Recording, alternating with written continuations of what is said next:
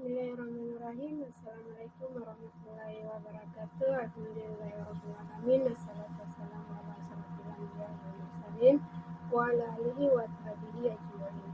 Allahumma shalli ala Muhammad wa ala ali Muhammad.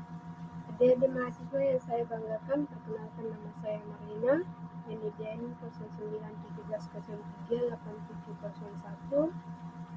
Saya adalah dosen D3 Kebidanan Fakultas Keperawatan Universitas Indonesia Timur yang pada semester ganjil tahun ajaran 2021-2022 ini saya diberi kepercayaan untuk mengampu mata kuliah Keterampilan Dasar Kebidanan 1. Untuk pertemuan pertama ini, kita akan melakukan kontrak perkuliahan, di mana kontrak perkuliahan adalah rancangan perkuliahan yang disepakati bersama antara dosen dan mahasiswa sesuai dengan kurikulum Prodi D3 Kebidanan Fakultas Keperawatan Universitas Indonesia Timur. Agar kedepannya pembelajaran atau capaian pembelajaran dari mata kuliah Keterampilan Dasar Kebidanan 1 ini tercapai sesuai harapan kita, maka diperlukan adanya rencana pembelajaran semester atau yang biasa disingkat RPS. Seberapa pentingkah RPS? RPS sebagai panduan bagi dosen dalam pengampuan pembelajaran pada mata kuliah.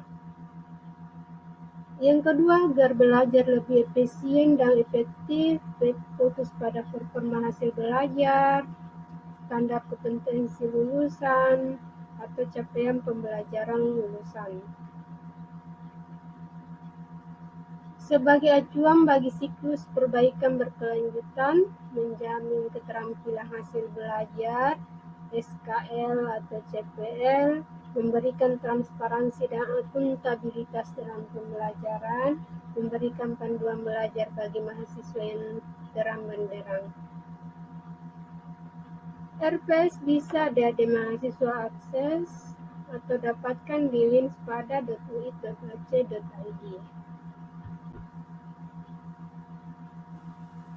Mata kuliah Keterampilan Dasar Kebidanan 1, kode mata kuliahnya BD-5.203, beban studinya 2 SKS, teori 1 SKS, praktik 1 SKS, dipelajari pada semester 1. Nah, adapun capaian pembelajaran lulusan prodi berdasarkan mata kuliah. Di sini ada sikap menunjukkan sikap bertanggung jawab sebagai ahli media kebidanan dalam memberikan asuhan kebidanan komunitas secara mandiri dan berdaya saing global. Kemudian pengetahuan menguasai konsep yang terkait dengan pemenuhan dasar manusia dalam praktik kebidanan. Keterampilan umumnya mampu meningkatkan keahlian keprofesiannya pada bidang khusus melalui pelatihan dan pengalaman kerja untuk bisa bersaing secara global. Kemudian mampu mengembangkan dan memelihara jaringan kerja dengan masyarakat profesi dan kliennya secara global. Kemudian keterampilan khususnya mampu melakukan studi kasus secara teratur dengan cara refleksi, telah kritis dan evaluasi tentang praktik kebidanan yang dilaksanakan sesuai dengan evidence. Adapun capaian mata kuliah, di mana pada akhir perkuliahan diharapkan mahasiswa mampu memahami konsep dasar manusia, yang kedua memahami konsep sehat sakit, yang ketiga memahami konsep diri, keempat memahami konsep stres dan adaptasi, yang kelima menggunakan prinsip pencegahan infeksi dalam praktik kebidanan, yang keenam melakukan pemenuhan kebutuhan dasar manusia, yang ketujuh menggunakan instrumen dalam praktik kebidanan, yang kedelapan melakukan pemeriksaan fisik, yang kesembilan memecahkan masalah yang berhubungan dengan pemenuhan kebutuhan dasar klien, yang kesepuluh melakukan asuhan pada klien yang menghadapi kehilangan dan kematian. Adapun deskripsi mata kuliah Keterampilan Dasar Kebidanan 1, mata kuliah ini memberikan kesempatan mahasiswa untuk menerapkan keterampilan pemenuhan kebutuhan dasar manusia dalam praktik kebidanan. Adapun metode pembelajaran melalui asinkronus dan sinkronus. Seperti ceramah bisa melalui SPADA, Zoom meeting, ataupun offline. Kemudian ada tutorial yang diberikan kepada mahasiswa sesuai materi. Kemudian ada diskusi kelas dan diskusi kelompok, praktikum, role play, bermain peran, dan ada juga studi kasus. Adapun kriteria penilaian, kehadiran 20%, sikap dan perilaku 10%. Jadi sikap dan perilaku itu sangat penting bagi mahasiswa miliki karena di mana ketika adik-adik nanti kerja pun sikap dan perilaku ini adalah satu poin penting yang harus adik-adik miliki agar supaya bisa diterima di dalam dunia kerja. Kemudian ada aktivitas. Aktivitas di sini keaktifan di dalam perkuliahan, kemudian ketepatan waktu di dalam mengerjakan tugas, kemudian 30%. Kemudian ujian tengah semester 20% dan ujian akhir semester 20%. Nah, kelima item inilah yang kemudian diakumulasi sehingga akhirnya adik-adik bisa memperoleh nilai. Adapun nilai rentang nilai angka 85 sampai 100 berarti adik-adik memperoleh nilai A. Kalau 75 sampai 84 berarti dapat nilai B.